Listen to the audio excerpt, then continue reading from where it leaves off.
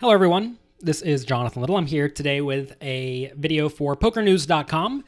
Today I have a hand from a $3,500 buy-in World Poker Tour event where I played this hand a little bit odd.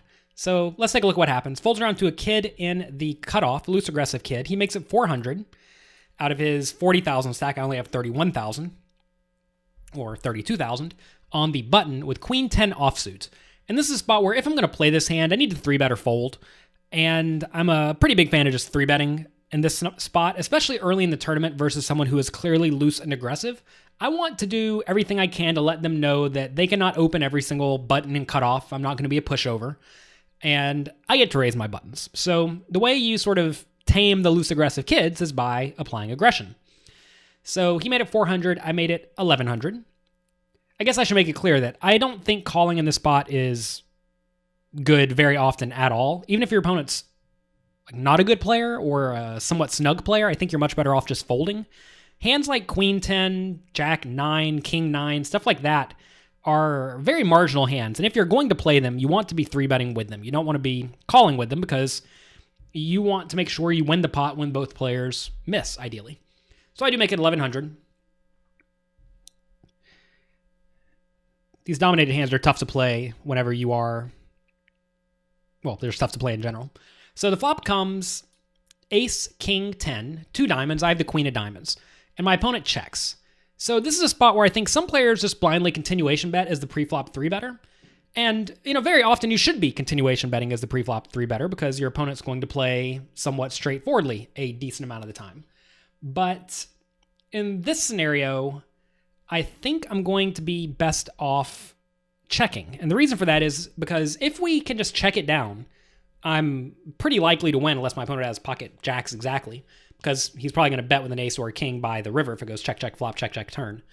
So if that's the case, I'm just happy to check it down. Notice that if I do bet the flop and get called, I'm very often going to be behind. And you have to ask yourself, why do you want to play a big pot with a hand that is almost certainly behind? And I don't.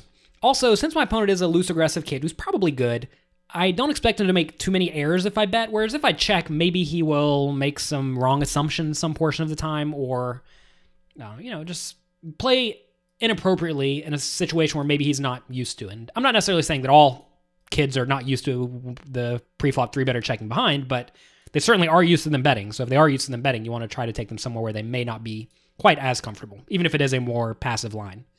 So check, check on the flop. This seems great to me. Turns the 9 of diamonds. And now my opponent bets 1,900. So a pretty sizable bet, about 4/5 pot. So do I call or do I raise or do I fold? Well, folding's out of the question. We have a flush draw and a gut shot and a pair. So we're certainly not folding. Calling, I think, has merit. But the problem with calling is that we are behind a lot of the time. And if my opponent bets again on the river and I do not improve, I pretty much have to fold. So calling is fine and certainly acceptable, but I think raising is actually a pretty sweet play here. I actually looked at this hand before I started making this video, and I initially thought that my turn raise is pretty crazy, but actually I think it's pretty nice. The problem with the turn raise is that what am I actually representing? Which strong hands would I actually play in this manner? Where I check behind on the flop and then raise the turn. Well, if I'm thinking about it and being honest with myself, probably not very much at all. Also notice I raised very small. He made it 1,900, I made it 4,000. I'm trying to make it look like I have a very, very strong nut hand. And I remember in game thinking I could very easily have King, Queen, or King, Jack of diamonds, or maybe even a hand like King, 5 of diamonds. And I would certainly play those hands in this manner. I definitely check behind the flop with those for the same reasons I check behind this Queen 10. If I have 2 pair, though, I'm not raising the turn. If I have a set, I'm not raising the turn. So I'm representing a very, very premium range when I do raise here. The problem is that I'm not sure my opponent's going to assume that that is my range necessarily. So it's kind of an interesting spot. I'm not exactly sure if this is a good play or not, but it's certainly out of line and certainly interesting. But if something's interesting, it may not be good. So anyway, I make it 4,000, and my plan here is to definitely bet the river. I'm going to bet a size that will make my opponent think I'm trying to get called by a 1-pair hand like ace queen or something like that. So I'm trying to make it look like I have the nuts is what it amounts to. And my opponent does call 2,000 more, calls the min raise, as he often should when your opponent min raises. River is an 8, and he checks. And I bet 5,500 into the 10,400 pot. And a lot of people look at this and think, well, you're giving your opponent fantastic pot odds, right? He only needs to win 25% of the time, so he should call a ton. Well, he should. The problem is that in his mind, am I actually ever taking this line as a bluff? And I think a lot of players are just going to assume the answer to that is always no. So if I'm never taking this line as a bluff, well, if he's sitting here with only 2 pair or only top pair, he has a relatively easy fold. So this is a pretty cool spot. This is not a standard hand for me. This is not something I do all the time or often at all. But sometimes it does come up where you figure out a play and you think the play will work and you just go for it. And in this scenario, I thought it would work, so I went for it. And let's see if it fails. Thankfully, it does not, and we win the little pot. So even though this play worked, you always want to ask yourself, was the alternative line just better? The alternative line to this would be to just call his turn bet and then fold if he bets the river. And looking at this hand now, I think the answer is that this line is way better because my queen of diamonds is very likely good if I get there, so that's nice. Obviously, he could have the king, but if he does, he'll check the river, I'll bet, he'll check raise, and I'll probably fold, reluctantly.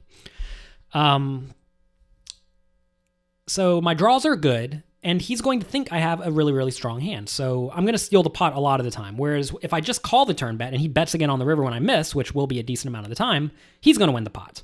So this is a little bit more of a risky play. I'm risking a larger portion of my stack, but I do think this play is going to succeed a large amount of the time, and it did this time.